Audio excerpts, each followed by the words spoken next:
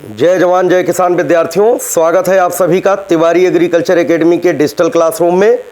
प्यारे बच्चों, आप जैसा कि आप लगातार जो है इंटरव्यू आप देख रहे हैं, जो भी छात्र जो है तिवारी एग्रीकल्चर एकेडमी से ऑफलाइन बैच या ऑनलाइन बैच से सिलेक्ट हुए हैं, लगातार वो आप सभी लोगों को मोटिवेट करने के लिए स्टूडियो आ रहे हैं और लगातार जो है तिवारी एग्रीकल्चर एकेडमी के बारे में बता रहे हैं और कैसे उन्होंने पढ़ाई की है, किस तरीके से उनके पढ़ाई करने का क्या तरीका था, कैसे उन्होंने पढ़ा, सारी चीज़ें आपको बता रहे हैं, जिससे कि जो आगामी 2021 का एग्ज़ाम है, यूपी कैडेट हो, आईसीआर हो, बीएचयू हो, तो उसकी तैयारी कैसे आपको करना है, कैसे आप क्रैक कर पाएंगे, तो आपको एक बहुत बड़ा मोटिवेशन मिल पाए।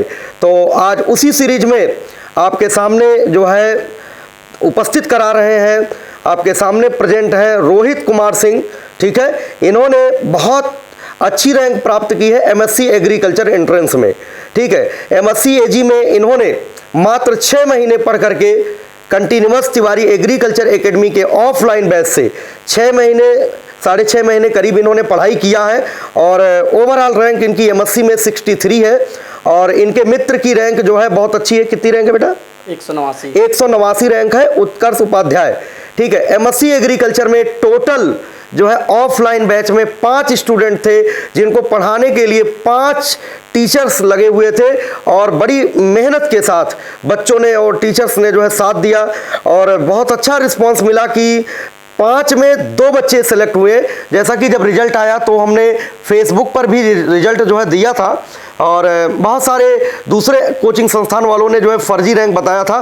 तो आज जो है सामने ये प्रेजेंट है आप सभी के और ये खुद ही बताएंगे कि जो है कैसे यहाँ पर ये कानपुर में आए, तिवारी एग्रीकल्चर एकेडमी में आए, कैसे इनको जो है अच्छी शिक्षा मिली, कैसे प्रॉपर गाइडेंस मिला। ठीक है, जो भी गुरुजन इनको यहाँ पर मिले, किस तरीके से इनको स्टेप बाय स्टेप मोटिवेट करते चले गए और ये अपनी पढ़ाई को कंटिन्यूअस रखते हुए यूपी कैडेट में बहुत अच्छी रैंक प्राप्त किए। तो रोहित कुमार सिंह, आपका बहुत बहुत स्वागत है। तो मऊ से आप कैसे जो है कानपुर जो है आए, किस तरीके से अपने सफलता की कहानी को आप थोड़ा सा अपने मित्रों के साथ शेयर करिए, जिससे कि जो भी विद्यार्थी बीएससी एग्रीकल्चर किसी डिग्री कॉलेज से कर रहे हैं और वो एमएससी का सपना जो है लिए हैं कि हम जो है उत्तर प्रदेश के चारों कृषि विश्वविद्यालयों में से कहीं ना कहीं से हम एमएससी करेंगे या बीएचयू से करेंगे या जेआरएफ के थ्रू करेंगे, तो उनका मनोबल कैसे बढ़े आप खुद ही बता सकते हो, क्योंकि आप इन चारों विश्वविद्यालयों से नहीं पढ़े हो, फिर भी आपने जो है बहुत सारे बच्चों को आपने पीछे किया है और आज मुझे बहुत खुशी महसूस हो रही है कि आज हमारे बगल बैठ करके आप जो है इंटरव्यू दे रहे हो। तो बहुत बहुत स्वागत है आपका। अपने मित्रों को आप बताइए, जो है अपना परिचय पहले बताइएगा। नमस्कार, मैं रोहित कुमार सिंह ज़िला मऊ का निवासी हूं और मैंने अपनी शिक्षा बीएससी एजी की टाउन स्नातकोत्तर महाविद्यालय बलिया से की है। जब मैं आप लोगों को बता देना चाहता हूं कि जब मैं 3rd ईयर में था, 3rd ईयर पास आउट किया था, मई का महीना था, मैं ऐसे पास आउट होके अब घर से जैसे घर जाने के लिए तैयारी कर रहा था, तो मेरे एक सर थे, वो देखे कि बच्चे में मेहनत करने की क्षमता है, तो उन्होंने कहा कि तुम आगे क्या करना चाहते हो। तो मैंने कहा कि सर मैं एमएससी करना चाहता हूँ। तो उन्होंने कहा कि एमएससी करना चाहते हो तो तुम्हें बलिया छोड़ना पड़ेगा। हमने कहा जी सर छोड़ देंगे। तो उन्होंने बताया कि एमएससी अगर करना चाहते हो तुम तो कानपुर चले जाओ तिवारी एग्रीकल्चर क्लासेज में, वो हमारे मित्र हैं और उन्होंने काफ़ी अच्छा इम्प्रूवमेंट किया है कोचिंग संस्थान के थ्रू और बहुत से बच्चों का सिलेक्शन होता है वहाँ से। तो फिर मैं यहाँ आया, तो यहाँ आया देखा तो बैच अभी स्टार्ट नहीं था। मैं 30 मई को 2019 में यहाँ आया था। सर से मुलाकात हुई, सर ने एक गार्जियन की तरह हमें समझा, परखा, हमारी बातों को समझा कि हम करना क्या चाहते हैं और उसी साल सर ने एमएससी एजी का फर्स्ट बैच स्टार्ट किया और प्रारंभ में हम लोग 5 बच्चे स्टार्ट किए। बच्चे आते गए, हटते गए, आते गए, हटते गए, क्योंकि वो कंटिन्यूअस नहीं रह पाए और हम 5 लोग। दूसरी बात यह है रोहित, हम ये पूछना चाहेंगे, जैसे मान लो यहाँ पर जब कानपुर आप आए, हमसे मिले, ठीक है, क्योंकि जो आपके गुरुजी हैं उन्होंने भेजा कि हमारे मित्र हैं उनसे जाइए और मिलिए और फीस की जो भी बात होगी हम बात कर लेंगे। तो तुमने बात भी हमारी कराया था, तो हमने कहा ठीक है कोई दिक्कत नहीं है, जो फीस देंगे उनका जमा होगा। तो बीच में आप लोगों ने जो और भी कोचिंग संस्थान को, क्योंकि हमारे यहाँ बैच नहीं चल रहा था उस समय, तो आपने उस बीच अन्य कोचिंग संस्थान में बैच चल रहे थे, तो आपने वहाँ पर डेमो लिया। तो क्या आप कहना चाहोगे? हाँ सर, ये बात तो सही है, क्योंकि मैं जब आया था 30 मई को तो हमारी कोचिंग संस्थान 21 जून से स्टार्ट हुई थी, और उस बीच हम लोगों ने बहुत सी कोचिंगों में देखा कि वाकई में कहाँ पढ़ाई अच्छी होती है, कहाँ नहीं होती है, लेकिन हम लोग संतुष्ट नहीं हो पाए, क्योंकि वो आगे जैसे पढ़ाते जाते थे लोग, लेकिन रिवीजन का कोई नहीं पूछता था कि आज पढ़े हो तो जैसे कि कल का तुम्हारा क्या होमवर्क रहा, क्या तुमने पढ़ा, ये कुछ नहीं, आए लेक्चर देना स्टार्ट कर दिया। तो आखिर हम आगे आगे बढ़ते जाएंगे और पीछे की चीज़ों को रिवाइज नहीं करेंगे तो हमारे पढ़ने का लाभ क्या हुआ। बिल्कुल बिल्कुल। तो ये सोचकर मैं वहाँ से हटता गया, तो फिर आपका बैच भी स्टार्ट हो गया उस वक्त, और शायद 21 जून तारीख थी उस दिन जिस दिन आपका बैच स्टार्ट हुआ, और उस दिन हमने मतलब कानपुर में जो एमएससी की कोचिंग हाँ। जो स्टार्ट हुई है उसके लगभग 1 महीने बाद ही हमारा शुरू हो गया। हमने हमारे पास बच्चे ही नहीं हो पा रहे थे, तो हमने सोचा जो बच्चे आ गए कम से कम इन्हीं लोगों को स्टार्ट किया जाए। तो जब आपने क्लास स्टार्ट किया तो बाकी लोगों के यहाँ तो आपने पढ़ ही लिया था, तो आपको कैसा लगा जो है? मैं 3-4 संस्थाओं का भ्रमण किया था उस वक्त, और वाकई में मैं बता देना चाहता हूँ कि जो आपके यहाँ अनुभव हुआ मुझे पहली क्लास में, वैसा अनुभव कहीं नहीं हुआ था मुझे, क्योंकि उन्होंने सबसे पहले हमारी जानकारी लेना शुरू किया कि आप कितना पढ़े हैं, आप कितना जानते हैं। आखिर हमें नहीं वो टीचर समझ पाएंगे कि हम क्या जानते हैं, और वो हाई लेवल का पढ़ाते गए तो फिर हमारा पढ़ना उतना सार्थक नहीं होगा। तो फिर हमने बताया कि मैं ये जानता हूँ, ये चीज़ें हैं, तो उन्होंने फिर उस चीज़ को पकड़ा कि कहाँ हमारी कमजोरियाँ हैं और कहाँ हमारी वो है मजबूती है। सही, बिल्कुल बिल्कुल। तो फिर अच्छा ये बताओ कि जो है आप लोग 5 लोग पढ़ रहे थे, तो जो है 5 लोगों को पढ़ाने के लिए जो है कितने टीचर अरेंज किए गए थे, ये भी अपने मित्रों को बता दो जरा। हाँ सर बता रहे हैं, 1 मिनट। जब हम लोग 5 लोग आए तो हम लोगों को खुद सर से भले ही परिचय था, हमारे सर से सर का, लेकिन हम लोगों को विश्वास नहीं हो रहा था कि ये बैच आगे भी बढ़ पाएगा। हम लोग हर वक्त एक डर बना रहता था कि शायद ये बैच बंद ना हो जाए, बीच में बंद ना हो जाए बीच में। और हम 5 बच्चे थे और 7 टीचर पढ़ाने आते थे। हम लोग दोपहर में 2 बजे से शुरू में बैच चलता था हम लोग का, शाम को 7 बजे तक चलता था। उसके बाद जैसे जैसे हम लोगों का जैसे कि यहाँ से छोड़ के जाना भी था, क्योंकि फाइनल ईयर था, हम लोग और थोड़ा सा पहले आते तो काफ़ी अच्छा करते, लेकिन उतने में इतना मैनेज करना बहुत बड़ी बात है। और फिर जब 7 लोग पढ़ा, जैसे 5 घंटे क्लासेस चलती थी, तो हम लोग घर जाते थे, बोलते थे कि हम लोग कैसे पढ़ेंगे। तो सर कहते थे कि नहीं, पढ़ो, जितनी चीज़ें हैं आपकी। उस वक्त याद है सर हमको, ये योगेंद्र सर सबसे पहले हम लोगों को रोज़ 5 पेज जो वो पढ़ाते थे, कहते थे कि लर्न करके आओ, हम नहीं पढ़ाएंगे तुमको, हम देखना चाहते हैं तुम्हारी कैपेसिटी कैसी है, तुम गेन कितना कर रहे हो। फिर हम लोग उसको रिवाइज करते थे। पहले 3-4 दिन तो ऐसे चला, बाकी हमारे साथ जो बच्चे नए जुड़े वो इस चीज़ को फॉलो नहीं करते थे। अच्छा ये जैसे तुम लोगों ने जो है आराम से जो है पढ़ाई की और फीस भी जमा कर दिया, क्योंकि आपके गुरुजी ने भेजा था, है ना, कि तिवारी सर के पास जाना, वहाँ पर बहुत बेस्ट कर रहे हैं एग्रीकल्चर के क्षेत्र में। तो भले ही तुम लोगों को विश्वास नहीं था, लेकिन मैंने मनोबल बढ़ाया। हमने कहा कि आप फीस जमा करो और जो है पढ़ो, हमारी जिम्मेदारी है, हम आपको पढ़वाएंगे, आप ये चिंता ना करो कि 5 लोग हो। तो मतलब उस दौरान करीब 1 महीने के तक आपने देखा होगा लगातार जो है हमने 2 बच्चे 4 बच्चे रोज मैं भेजता था। ठीक है, बच्चे डेमो के लिए आते हैं, एमएससी वाले खासकर, तो उनका एक ही प्रश्न होता सर डेमो मिलेगा, डेमो क्लास एक दिन वो देखना चाहते हैं। तो एक दिन में अगर आपने 4 साल बीएससी एजी अच्छे से नहीं पढ़ा है तो शायद डेमो क्लास में आप संतुष्ट नहीं हो पाओगे। कम से कम कितने बच्चे जो है डेमो लेकर के चले गए होंगे आपके बैच से?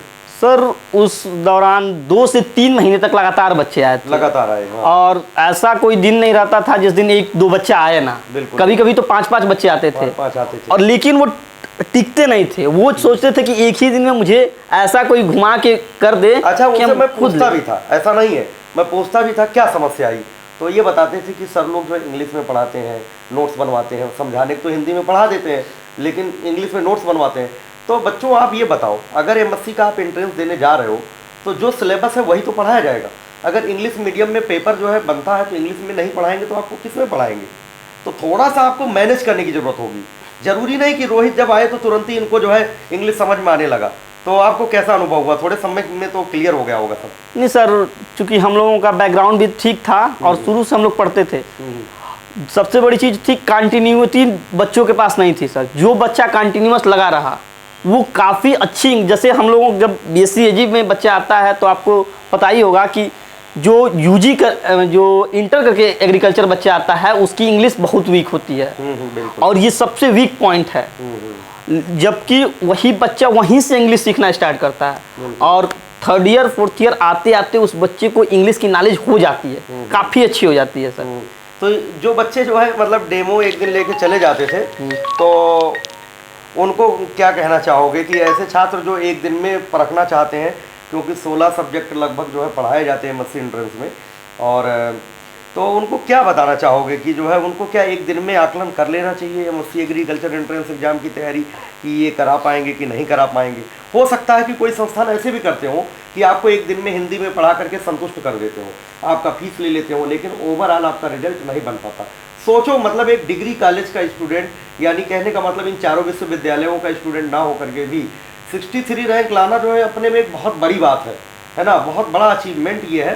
तो हम लोग तो बहुत खुश हैं और जो है इसी तरीके से हम प्रयास करेंगे कि आगे भी जो MSc के लिए बच्चे आएंगे उनको भी ट्रेंड करेंगे और जो है अच्छे से जो है वो अच्छी रैंक लाएंगे, ठीक है, और बहुत अच्छा करेंगे।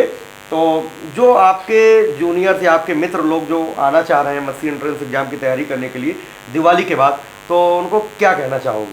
सर मैं आपको बता देना चाहता हूँ कि जब मेरा रिजल्ट निकला था उस वक्त से ही बच्चों के फ़ोन आने लगे कि भैया आपने कहाँ से पढ़ाई की। जूनियर्स जो थे, जो हम ज़्यादा जूनियर थे, वो कहते थे सर आपने कहाँ से पढ़ा। तो मैं सीधा कहता था देखो यहाँ से कुछ नहीं होगा, जब तक आपको क्या पढ़ना है नहीं पता चलेगा तब तक आप किताब को पढ़ते रह जाएंगे। उसमें से क्या पूछा जाता है एक्चुअली में कानपुर में आने के बाद हमको पता चला कि चीज़ें क्या पूछी जाती हैं और हम क्या पढ़ते हैं। बिल्कुल जो है, क्योंकि देखो जो BSc AG में आप पढ़ते हैं लगभग वो एकेडमिक होता सब है ना, कंपटीशन पैटर्न नहीं होता है। कम्पिटिटिव पैटर्न पर जो है अलग चीज़ें हो जाती हैं, क्योंकि देखो हेडिंग्स वही होती हैं लेकिन क्वेश्चन पूछने का जो तरीका होता है बिल्कुल बदल जाता है। यहाँ पर जो भी मतलब टीचर्स पढ़ा रहे हैं ये समझिए कि वो उस रास्ते से गुजर चुके हैं, है ना, कैसे तैयारी करना है, वो क्वालिफाइड है सब, है ना। ऐसा नहीं है कि जो है ऐसे वैसे टीचर हो, सब नंबर 1 के टीचर हैं और सब अपने में जो है वेल टैलेंटेड है। कहने का मतलब ये है जो भी वो करेंगे तो प्रॉपर गाइड करेंगे और बहुत ज़्यादा एजेड भी पढ़ाने वाले नहीं होते हैं, है ना, जो बिल्कुल कम्पिटेटिव एग्जाम को दे रहे हैं लगातार, जो परीक्षाओं में बैठ रहे हैं वही लोग पढ़ाते हैं और वही लोग आपको सेलेक्ट भी करा सकते हैं, है ना। तो हम तो यही कहना चाहेंगे कि जिस तरीके से रोहित जो है सिलेक्शन लिए हैं, उत्कर्ष सिलेक्शन लिए हैं, उसी तरीके से आप भी आइए, आप डायरेक्ट आइए, एडमिशन लीजिए, फीस जमा करिए और जो ये कहिए कि सर आप मेरा सिलेक्शन करा दो। तो अगर आप मेरे ऊपर निर्भर हो जाओगे ना, तो मैं 7 टीचर पिछली बार रखा था, तो इस बार 14 टीचर रख दूंगा। लेकिन अगर आप जो है आप आकलन करेंगे, यहाँ पर आकर के डेमो क्लास इधर उधर भटकेंगे तो शायद कोई भी सिलेक्शन नहीं करा पाएगा।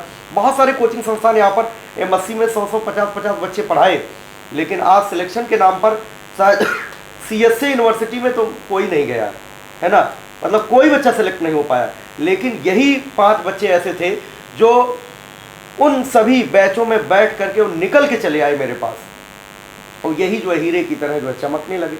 तो खैर जो है हमने परिचय करा ही दिया, इन्होंने बताया भी कैसे पढ़ना है आप लोगों को। आप आइए यहाँ पर, आप सभी का स्वागत है। बाकी जो है किस तरीके से पढ़ना है ना, कानपुर में आकर के उसके बारे में योगेश सर एग्रीकल्चर पूरा देख रहे हैं, एग्रीकल्चर के हेड ऑफ डिपार्टमेंट, तो ये योगेश सर बताएंगे। आप सुनिए ध्यान से। जो बच्चे MSc एग्रीकल्चर एंट्रेंस देना चाह रहे हैं 2021 में या 2022 में, है ना, जिन्होंने मूड बना रखा है, तो उन लोगों का बहुत बहुत स्वागत है और योगेश सर आप लोगों को गाइड करेंगे। स्वागत है योगेश सर आपका। सबसे पहले हम सभी लोगों को, विद्यार्थियों को बताना चाहेंगे कि जिस प्रकार 5 बच्चे थे हमारे पास, उसमें से उत्कर्ष और रोहित को MSc एक्सटेंशन CSA यूनिवर्सिटी में सब्जेक्ट मिला है। तो एक्सटेंशन एक मेजर सब्जेक्ट है ना। और ये विद्यार्थी जो थे दोनों, ये डिग्री कॉलेज के पढ़े हुए थे बलिया के, तो वहाँ से आने के बाद एक CSA यूनिवर्सिटी में मेजर सब्जेक्ट लेना, क्योंकि उत्तर प्रदेश में अपने आप में 4 विश्वविद्यालय हैं, वहाँ के सारे BSc के लड़के भी एंट्रेंस एग्ज़ाम देते हैं। तो इन लड़कों ने बखूबी हमारे पास आए, सबसे पहले क्लास में हमें मिले, तो हमने इनसे यही कहा कि आप क्या आपका लेवल है, हम आपका लेवल चेक करना चाहते हैं, है ना। आप डिग्री कॉलेज से आए हैं, हर साल लड़के जैसे आते हैं, तो क्या होता है बहुत संस्थानों में उनका लेवल चेक नहीं किया जाता है ना, कि आप क्या लेवल पर हैं, आपको किस लेवल से हमें उठाना है ना, ये कुछ नहीं। क्योंकि वो आते हैं अपना पढ़ा के अपना नोट्स बना के चले जाते हैं, उनके विद्यार्थियों से कोई मतलब नहीं। हमने लोगों का पहले लेवल चेक किया, हमने कहा आप लोगों को क्या आता है, उसके बाद हम समझे कि इनका कैचिंग पावर लड़कों का सही है, दोनों विद्यार्थियों का। इसके बाद हमने कहा कि आपका कैचिंग पावर सही है, आपको इनको हमने छोटे छोटे टास्क देना शुरू किए, है ना, छोटा छोटा गेम की तरह। हमने इन्हें बताया कि इतना पढ़िए, पहले इतना पढ़िए, इसको समझिए। और भी हमारी टीम थी प्लांट साइंस के भी काफ़ी टीचर थे, उन्होंने भी इनको बिल्कुल एक एक पॉइंट जो भी टर्मिनोलॉजी आती है, क्योंकि एमएससी में क्या होता है ना विद्यार्थियों कि प्लांट साइंस के जो सब्जेक्ट होते हैं वो एंट्रेंस में बहुत ही ज़्यादा पूछे जाते हैं। उस पर तो आपको कमांड बनानी पड़ेगी। यदि आप प्लांट साइंस नहीं पढ़ते हैं तो आप फिर एमएससी एंट्रेंस में, यूपी कैडेट में अच्छी रैंक लाने का सपना छोड़ दीजिए। और अगर आपको प्लांट साइंस पढ़नी है तो आपको स्पेशलाइज्ड टीचर से पढ़नी पड़ेगी, जो उस सब्जेक्ट का टीचर है ना, विशेष तौर से उसी का, तो वो आपको विधिवत उसकी टर्मिनोलॉजी समझाएगा। और एक बात आपको बताना चाहते हैं कि अगर आप तैयारी करना चाहते हैं एमएससी में, किसी एग्रीकल्चर विश्वविद्यालय में, आप जीआरएफ में, बीएचयू में पढ़ना चाहते हैं, तो आप बीएससी थर्ड ईयर के बाद या बीएससी थर्ड ईयर से ही ये मन बना लीजिए कि हमें यूनिवर्सिटी जाना है। तो आपको कंफर्ट जोन से अपने बाहर निकलना पड़ेगा, है ना। किस जोन से? कंफर्ट, यानी कि जहां पर आप रह रहे हैं, अभी आप किसी डिग्री कॉलेज में होंगे, नकल करके प्राइवेट वाले पास हो जाते हैं, तो वो एक कंफर्ट जोन है, यानी कि वहां आपको सेफ्टी वाल मिल जाता है। तो आपको सेफ्टी वाल हटाना होगा, आपको कंफर्ट जोन से बाहर निकलना पड़ेगा, आपको लड़ाई के लिए तैयार होना पड़ेगा, है ना। तभी आप जो है तैयारी कर सकते हैं बढ़िया।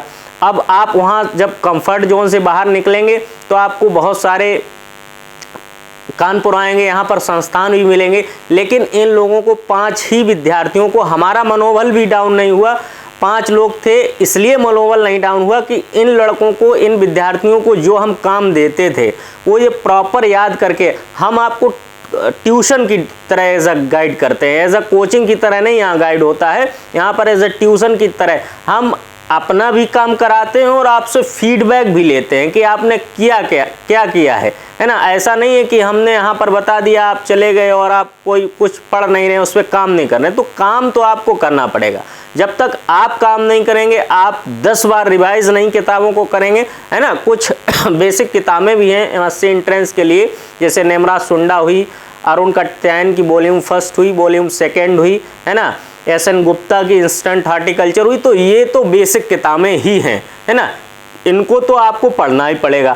और प्लांट साइंस की, जैसे कि रोहित ने बताया है कि अभी प्लांट साइंस के सब्जेक्ट इस बार हमने इनसे फीडबैक लिया कि एमएससी एंट्रेंस में आए, तो देखिए प्लांट साइंस के आए, तो प्लांट साइंस के लिए विद्यार्थियों आपको मेहनत तो करनी पड़ेगी, है ना। टर्मिनोलॉजी तो आपको समझनी ही पड़ेगी। हम पढ़ाएंगे, आपसे पूछेंगे, आप हमें बताएंगे, है ना। टर्मिनोलॉजी जब तक आपको कंप्लीट नहीं हो जाएगी तब तक आप जो है आगे नई सब्जेक्ट को अचीव कर सकते हैं। तो बायोकेमिस्ट्री हुई, बायोटेक्नोलॉजी हुई, प्लांट ब्रीडिंग हुई, फंडामेंटल ऑफ जेनेटिक्स हुआ, है ना, एंटोमोलॉजी हुआ, पैथोलॉजी हुआ, इन सब्जेक्टों को आपको तो बिल्कुल मजबूत ही कर लेना है, क्योंकि अगर इनको आप मजबूत नहीं करेंगे तो फिर आपका जो है, और इन सब्जेक्टों को आपको मजबूत करने के लिए विद्यार्थियों 1 वर्ष का समय चाहिए पूरा, कम से कम 8 माह, नहीं तो 1 वर्ष तो चाहिए ही चाहिए, क्योंकि ये कोई ऐसे सब्जेक्ट नहीं है विद्यार्थियों जो आप बिल्कुल एकदम से आएँ और आपको हम 10 दिन में रटा के आपको परीक्षा के लिए भेज दें। ऐसा विद्यार्थियों बिल्कुल असंभव है। आपको 8 महीने तो कम से कम, नहीं तो आपको 1 वर्ष का समय देना ही पड़ेगा। तब इन जो भी सब्जेक्ट है प्लांट साइंस के, इनको आपको हम कवर करा देंगे, है ना। और आप आइए, दीपावली के बाद आप सभी लोगों का बहुत बहुत कोचिंग संस्थान में स्वागत है ना। पूरी टीम आपके लिए तैयार है। आप आइए, हर प्रकार की संभव मदद आपके लिए की जाएगी। एग्रीकल्चर की कोई भी समस्या हो आप हमसे पूछ सकते हैं, है ना। और अभी हमारे यहाँ रोहित आए और इन्होंने एक जो उसमें अपनी सीट अलॉट करवा ली है, डिवीज़न भी पा लिया है एक्सटेंशन डिपार्टमेंट में। तो इनके उज्जवल भविष्य की भी हम कामना करते हैं, है ना, कि एक्सटेंशन पढ़ के और आगे जो है एक्सटेंशन के क्षेत्र में जाएं, डिमॉन्स्ट्रेशन ट्रायल वगैरह बहुत सारे लगाएं। चलिए ठीक है, बहुत बहुत धन्यवाद, है ना। और आप लोगों को दीपावली की भी हम अपने तरफ से बहुत बहुत हार्दिक शुभकामनाएं देते हैं, है ना। आज धनतेरस का पर्व है और 14 तारीख को दीपावली है, तो इसलिए आपको भी दीपावली की ढेर सारी शुभकामनाएं, है ना। दीपावली के बाद आप बिल्कुल प्रिपेयर हो जाइए और आप जिसको MSc एग्रीकल्चर एंट्रेंस की तैयारी करनी है, आप सभी लोग कोचिंग संस्थान में कानपुर उपस्थित हों। चलिए सर कुछ बताएंगे आप लोगों को। बहुत बहुत धन्यवाद सर जो है। और जो भी बच्चे जो है यूट्यूब चैनल के माध्यम से जो है हमें सुन रहे हैं, तो सबसे पहले सभी विद्यार्थियों को जो दिवाली की हार्दिक शुभकामनाएं। और आप सभी लोग अच्छे से दिवाली मनाइए। और दिवाली के बाद जितने भी बच्चे हैं जो MSc एग्रीकल्चर एंट्रेंस की तैयारी करना चाह रहे हैं, चाहे वो 3rd ईयर क्रॉस कर चुके हों, या हो सकता बहुत सारे बच्चे ऐसे 2nd ईयर से ही करना चाहते हैं, वो भी आ जाएं, 2nd ईयर वाले भी आ जाएं, 3rd ईयर वाले भी आ जाएं, जिनका फाइनल हो वो भी आ जाएं, सभी का स्वागत है ना। अगर आप पहले से तैयारी रखेंगे तो बहुत अच्छा होगा। जैसा कि योगेंद्र सर ने आपको बताया कि जो है आप पहले से मन बना लीजिए कि कम से कम जो है ये मान चलिए कि मिनिमम की बात कर रहे हैं 8 महीने चाहिए, नहीं तो 12 महीने तो चाहिए, क्योंकि पूरे 4 साल का कोर्स अगर आपको अच्छे से करना, देखो पढ़ाने को तो हम 4 महीने में पढ़ा देंगे, कोई दिक्कत की बात नहीं, लेकिन अच्छे से आपको याद भी करना है। और याद करोगे तो सुनाओगे किसे? सुनाओगे तो हम ही लोगों को ना, तो सुनने की प्रक्रिया भी चलती है यहाँ पर। तो इसके लिए टाइम चाहिए, तो कोशिश करिए। 2nd ईयर में हैं आप, 3rd ईयर में हैं, तो आप आ जाइए, आप सभी का स्वागत है। अच्छे से जो है यहाँ पर पढ़ाई कराई जाएगी। और MSc में जिस तरीके से रिजल्ट इस बार आया है, पहली बार में इतना अच्छा रिजल्ट आया है और बहुत खुशी की बात है। और कोशिश की जाएगी आप सभी के लेवल को चेक करते हुए अच्छे से पढ़ाई करवाएंगे और आपका भी रिजल्ट अच्छा होगा। 2021 में जो बैठेंगे उनका भी रिजल्ट बहुत ही अच्छा आएगा, 2022 में जो बैठेंगे उनका भी अच्छा आएगा। अब लगातार जिस तरीके से UG के क्षेत्र में तिवारी एग्रीकल्चर एकेडमी का प्रदर्शन जो है नंबर 1 रहा पूरे प्रदेश में, उसी तरीके से अगर देखा जाए कि PG में भी नंबर 1 ही रहा, क्योंकि 5 में 2 बच्चों का रिजल्ट, वो भी एक बच्चे का CSC में दाखिला होना बहुत बड़ी बात है, तो PG में भी नंबर 1 रहा। तो आगे भी इस चीज़ को नंबर 1 बनाए रखना है, तो आप सभी लोग समय से कानपुर आइए, आपकी पूरी तैयारी कराई जाएगी, है ना। और डेमो का चक्कर न डालिए, अब सीधे आइए तिवारी एग्रीकल्चर, आप एडमिशन लीजिए, सीधे पढ़ाई करिए, है ना। हम लोग पूरी मेहनत करेंगे, पूरी ताकत लगाएंगे आपकी सफलता के लिए, ठीक है। तो प्यारे बच्चों सभी को बहुत बहुत जो है धन्यवाद। आप सभी लोग जुड़े रहे यूट्यूब चैनल के माध्यम से, शेयर करते रहिएगा इस वीडियो को, ज़्यादा से ज़्यादा जो है शेयर करिएगा। जितने भी डिग्री कॉलेज के विद्यार्थी हैं, जहाँ जहाँ जिस ग्रुप में जुड़े हैं, तो कम से कम इनसे एक सीख लें कि बलिया से यहाँ पर चल करके आए और अपनी सफलता को प्राप्त किए, तो एक मोटिवेशन मिलेगा। बहुत सारे यूनिवर्सिटी वाले बच्चे जो है, डिग्री कॉलेज वाले बच्चों को जो है डीमोटिवेट कर दिया करते हैं कि आपका होगा ही नहीं सिलेक्शन, तैयारी करने से कोई मतलब नहीं है, CSA वालों का तो हो नहीं रहा, तुम्हारा कहाँ से हो जाएगा। लेकिन तिवारी एग्रीकल्चर एकेडमी ने संकल्प लिया है कि चाहे वो चारों विश्वविद्यालयों के स्टूडेंट हों या किसी डिग्री कॉलेज के छात्र हों, जिनको भी किसी प्रकार की दिक्कत आ रही है, तैयारी नहीं कर पा रहे हैं, सभी का स्वागत है। चाहे वो विश्वविद्यालय के छात्र हों, चाहे डिग्री कॉलेज के हों, सबको सेलेक्ट कराया जाएगा और सबको अच्छा नॉलेज दिया जाएगा, जिससे कि वो एक नई ऊंचाइयों तक पहुंच सके। ठीक है बच्चों, मिलते हैं नए इंटरव्यू में, ठीक है। और आप लोग अच्छे से दिवाली मनाइएगा। धन्यवाद बच्चों।